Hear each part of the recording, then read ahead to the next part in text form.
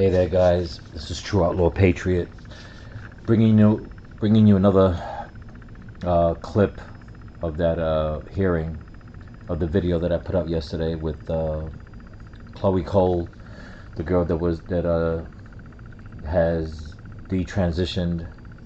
She's been at the forefront of advocating and putting out information and proof of how bad this whole what they call transgender affirming care, whatever they want to call it these days. She's being interviewed by Chip Roy. Chip Roy, Kat Kamek from Florida, Mrs. Hagman. These are all people in Congress that are all Republican, that are all trying to fight against all the butchering that they're doing to these kids, and how the medical field is in cahoots with the government, with the Board of Education. They're all working together. I have another video that I put on YouTube. I'm going to try to upload it on here. I'm on Rumble now, doing both platforms. Try to spread the word some more. But it's mind-boggling how they're going after the kids at a very young age in the schools, as young as kindergarten, and working their way up. But if you look at my other videos, you'll see how all these pieces fit together. But I just want to share this one piece with Chip Roy. Chip Roy, he's always on the front line, whether it's protecting the missing children at the border, asking questions about that, very adamant about that situation,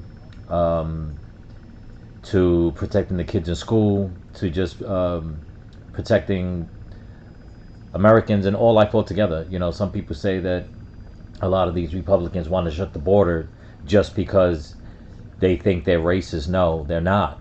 There's a lot of factors that are taken into consideration why.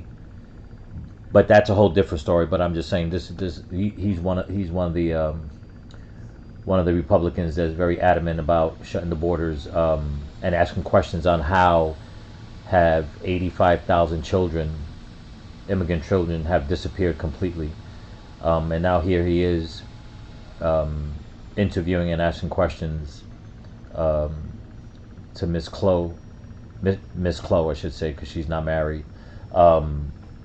And it's funny how the Democrats can listen to this girl's story and just blow it off. Like I said, she has been attacked, and she is still continuously attacked. But anyway, let's listen up here and see what she has to say. I yield back. Thank you. Thank you. And the chair yields next to the gentleman from Texas, Mr. Roy. Thank the chair. I thank the witnesses for being here. Ms. Scanlon, is Leah Thomas a man or a woman? Leah Thomas is biologically male. Did the University of Pennsylvania attempt to silence or censor you or any of your teammates when the news broke about a member of the team swim team would be joining your female swim team? We had already known at this point that Thomas would be joining our team, and the university advised us to seek counseling if we objected. And they tried to... You believe that shit? They advised the biological girls to seek counseling if they objected to a biological man being a part of their team, changing in front of them in the locker room, competing against them.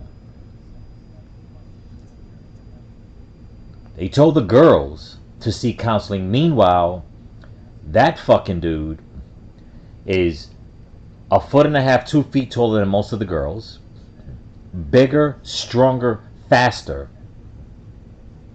wants to wear his hair long, act like a woman, say he's a woman, but yet they're telling the biological girls that feel uncomfortable to seek counseling. Instead of telling that fucking dude, no, maybe you need to seek counseling. This is what the school system has done. the Board of Education, the colleges, they're being run by, like I said in a lot of my other videos, if you check me out on YouTube under True Outlaw Patriot, they're being run by just sick individuals. And like I said it before, anybody that is for this, anybody that is for transitioning kids, anybody that's for grooming kids, I don't care if you're in government, I don't care if you're in the Board of Education, I don't care if you're in the Vatican, I don't care where you are. If you are for this, and you have no regard for the safety of other women, and you have no regard for the safety of children, that you are all for children mutilating their bodies, you are a sick individual, you are a pedophile. I don't give a flying fucking rat's ass how fucking liberal you are. Okay, decisions like this should be made by adults, 18 and over, last I checked, in America, for somebody to be considered an adult. But here we are, these girls who are adults, and yet they're being told that they should seek counseling if they are uncomfortable with a biological male crowding their safe space, crowding their area. This is what's going on. And this is what the mainstream media will not talk about.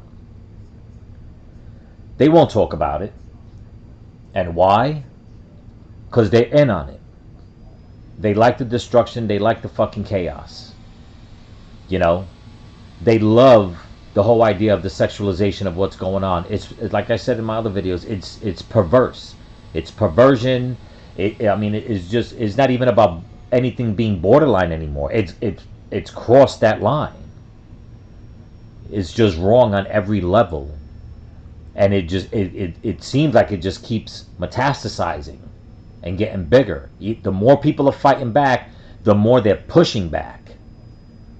Because they don't give a flying rat's ass. They just don't. But let's continue. Silence you all in terms of voicing your opinions? Yes, in fact, I wrote an opinion piece for the school newspaper that was quickly retracted because it was too offensive to be written and published. Offensive that you were concerned about a biological male competing against you and undressing in the locker room with you and others, that would be, quote, offensive, end quote. Yes. What steps did the University of Pennsylvania take to platform Lia Thomas over you and your female teammates? University of Pennsylvania nominated Lia Thomas for NCAA Women of the Year. In fact, I found this to be very offensive because there are plenty of other female athletes at the University of Pennsylvania that are very strong and very worthy of that nomination. Are you? Okay, I'll cut it off right here for a second. What kills me is that the university and whoever say that they find whatever she said or whatever she wrote offensive, but yet, and not trying to knock Chip Roy and not trying to knock this young lady right here, but here's the thing. This is what I try to tell people. This is how you fight back. One of the ways how you fight back. Okay. And I'm against violence. I don't believe in physical altercations or anything like that, even though I'm not a pussy. Okay, I can handle my own in the street, born and raised in the Bronx, so I know my shit. But if they're not willing to respect what they're doing to other people, why do they keep addressing them by the way they want to be addressed? This man wants to be addressed as Lia Thomas. You know what? You give no fucking respect, you get no fucking respect. You know, the left has made it a point that you cannot use words because they're offensive. I believe in Michigan, it's a felony and like a $10,000 fine, if I'm correct, for misgendering somebody. For misgendering somebody.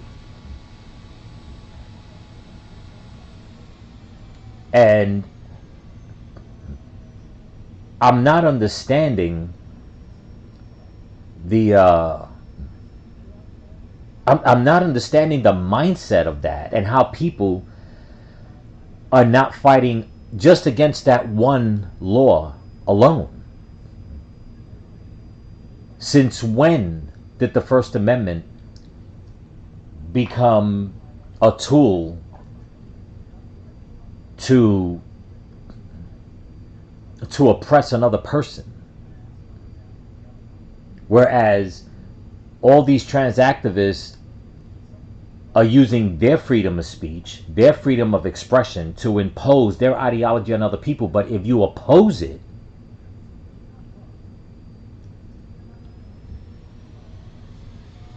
they attack you. They go after you. You know, they want to push their ideology on you. They want you to respect them. They want you to call them by their pronouns. They want you to do all these things while still screaming oppression, but yet they're oppressing everybody else's freedom of speech. And whatever they deem offensive, it's okay for them to get away with it because the fucking politicians on the left, and I do believe some politicians on the right too, are in on it. And it's just wrong. A lot of my friends that are gay, they know where I stand on this. They respect me. They love me. I love them back. I love them as a human being. I don't agree with their lifestyle, but they're adults. At the end of the day, that's on them. But as human beings, like I've always said, I think all life is precious. I love them. But they know not to get me into a conversation when it comes to this. Because it's not that I'm going to put them down. I just speak whatever truth there is. And most of the time, a lot of them do agree.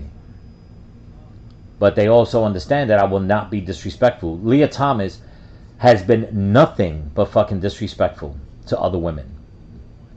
And for the colleges or whatever organizations that take his side over actual biological women, they're all fucked in the head. Plain and simple. They're just all fucked in the head. But here we go. Are you familiar with the International Swimming Federation? Yes. Do you consider it to be some bastion of right-wing conspiracy or somehow a conservative right-wing organization? No. Did the International Swimming Federation ban Leah Thomas from competing at the 2024 Paris Olympics? Yes. The governing body of swimming put in laws to say that individuals that have gone through male puberty are not permitted to compete in women's competitions. So, a question for you, Ms. Cole, and first of all, thank you for being here. I've heard some of my colleagues on the other side of the aisle use words like, this frightens me, this hearing. They're frightened by us having a hearing in which you are able to speak to the world about what you have gone through. And that's why they're frightened. Because the truth is coming out. And what it is, they want to suppress the words. You know, it's all socialist, communist tactics, Marxist tactics, control the narrative, you know, and try to prove to their constituents that, you know, everything is hurtful. You know, everything is dangerous. You're putting people's lives in danger. No, I'm sorry. At the end of the day, it all boils down to one thing. You are putting people's lives in danger with their ideology, by brainwashing them, by grooming kids when they're young, with all the drag story hours and taking kids to drag shows and all the naked obscenity at these pride parades. I was watching a video yesterday where one guy went out to one of the pride parades in San Francisco, and I mean, it was disgusting. There was kids everywhere, little kids. There was one grown-ass man just totally naked walking through. Another guy, he had the half top of a Spider-Man costume with a pair of shorts with his penis hanging out, walking around. Another girl walking around with her breast hanging out. And, you know, he went up to these people and, you know, started asking them, you know, like, doesn't it bother you that there's kids? And their answer was like, no. No. And yet when people want to stand up and say what's really going on, it's scary to them. It's offensive. It's hurtful. Is this? No, it's the fucking truth. It's shining a light on that darkness. and they flee back, and they try to scream and wail and make it seem like everybody's so hurtful against us, everybody's attacking us. You know, trans kids are gonna die. First of all, there's no such thing as a trans kid. It's a confused kid, plain and simple. Okay, they were groomed into it from kindergarten and working on their way up. They just keep beating it into their heads, and there's a lot of content online of just secret videotapings and all that of people just, you know, just putting shit into little kids' heads. And for all these people on the left and all these people that are in on this to come out and they just keep belittling women. And I do have another question before I play this video. Where are all the feminists? Where are all the old feminists that have been fighting for women's rights since the 50s and 60s and 70s and 80s? Where are they protecting these women? You know, I was looking up information on Facebook, and I came across the Gays Against Groomers page. And on that page, just looking through, there's another organization called Gays Against Groomers. It's retarded. Gays Against Groomers are gay people that are against the sexualization of children. So now you have another gay group that's against them because they want the sexualization on children. It's fucking sick what's going on. But anyway, let's continue. And I've heard colleagues on the other side of the aisle say life is worth it in the context of pushing a particular worldview and saying life is worth it. I would just ask to say that I just want to make sure that you know, like from our standpoint, that your life is worth it. And that the people that have gone through this, that your lives are worth it. And I've wondered if you'd like to comment on the worth of your life and the social pressures and the pressure placed on you to pursue a path that you now believe was not the correct path. I think we're all on the same page here, that everybody's life, right to happiness, is worthy. And that's what we're all fighting for, even if we don't necessarily agree on what that means. And if I may ask, would I be able to address another witness? Through the chair, you may. So you may speak to me and reference any other testimony you wish to. Okay. Well, Mrs. Reynolds. And you can direct it to me and say that what Ms. Reynolds talked about you want to respond to, and go ahead. Well, I understood that Mrs. Reynolds is scared for her child, and I just want to set the record straight that I don't hate her. I don't think anybody in this room hates her. In fact, I see my own mother and my own father in her, and that she dearly loves her child, and she's doing the best with what she's been given. And unfortunately, it's not much. And for that, I'm sorry. I mean, I think every parent deserves the utmost grace and guidance with how to help their child. That being said, I don't wish for her child to have the same result as I did. I don't wish for anybody to regret transition or to detransition, because it's incredibly difficult. It comes with its own difficulties, and it's not easy. And I hope that her child gets to have a happy and fulfilling adulthood, however that may look like. Well, thank you for that, Ms. Cole. I think it was heartfelt, and I know that a number of us share your view. One last question as my time is winding down. Do you believe that the American healthcare system failed you? On every single level. Thank My you. doctors and systemically. Thank you. Well, there you go. I mean, if you look at the other video I put out yesterday on YouTube, and I linked it here to Rumble. The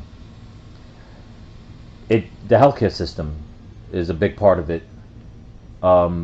You'll see how she explains the pain that she's gone through when she started transitioning. And it was only if you look at the other video on this day, which was a few days ago, when she was in front of Congress, it was her 19th birthday.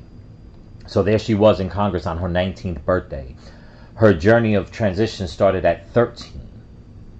But she's been detransitioning for, I believe, the past year or two or something like that. So within a span of 3 to 4 years, this girl had her whole life turned upside down, only because, and you'll see in the other video, you'll hear her words, that she was going through puberty and she just couldn't understand it. And right away, the healthcare system told her parents they have to immediately put her on puberty blockers. And it was like, would you rather have a son? Would you rather have a son instead of a daughter? In other words, would you rather have her transition to be a boy and be alive, or hurt herself and possibly kill herself? And those are the left always talks about the fear tactics that the right's always putting out against this, when it's the other way around. It's the doctors and politicians and teachers and trans activists. They're the ones putting the fear into everybody else. And the biggest tool that they use in their bag is suicide. So no parent wants to hear that their child ended their life. But what they put these kids through, it's horrible. Supposedly, the suicide rate of transgender kids supposedly has gone up. I believe they said like 19% more, because the suicide rate was always there before this whole transgender movement. But they said after the transgender movement started, now the suicide rate has gone up like 19% more. And this girl right here, she's been pushing very, very hard, and she's been hitting the ground, and she's out there on the front line, and she's admitted that people think that it's a few kids that are detransitioning, going back to what the original sex. No, she says it's by the hundreds, by the thousands. So that goes to show you how many of these kids are being pushed to make, instead of getting them the mental help that they need, the psychological help that they need to find out exactly what it is going on inside of you that makes you feel like this. But it's hard to do that if you take your child to a therapist once a week and say, okay, you know what? Let's say you took them on a Friday. Mom and dad get off of work early. They go with their child. They go to the therapist. Everything's great. The weekend, everything's great. It seems normal. But once they get back to school on Monday, Tuesday, Wednesday, Thursday, they're being bombarded with all this trans activism shit that's going on in the schools. All the gay pride, everything just hitting them, and being called homophobe if they don't agree with it, and being kicked out of school, or being told that you cannot walk into school if you wore a fucking Trump hat or a Trump shirt. They just keep beating these kids in the head, and make it seem like they're the ones being under attack. And it's the other way around. Because a parent that truly loves their child, they don't care about what they believe in.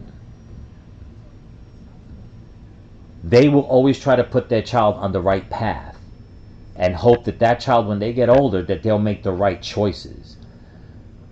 But when you have an influx now of parents that are so sick in the fucking head to do this to their own kids, and then calling other parents that don't want this for their kids, and they're attacking them, and then you got the school board attacking them, then you got the doctors attacking them, then you got the leftist fucking politicians attacking them, then you got Bud Light, and you got all these other corporations attacking, Disney, Target. I mean, everybody's attacking straight people and their kids, mostly their kids.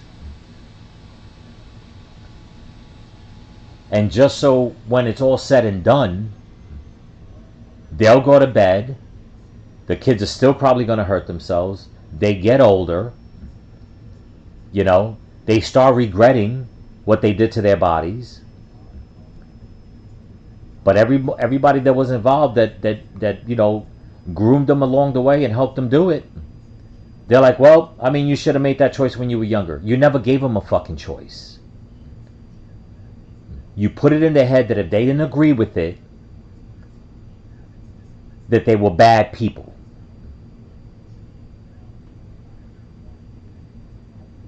This is why I tell people you got to fight back. Go to the school board meetings.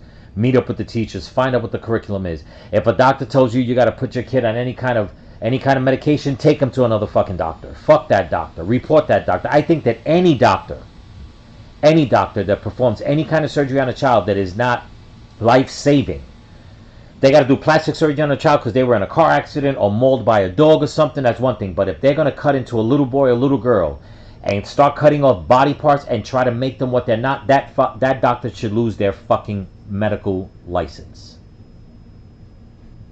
Plain and simple. And I'll always stand for that, because when adults, you do what you want. When it comes to the kids, leave the kids out of it. They'll figure it out as they get older. Leave them out of it.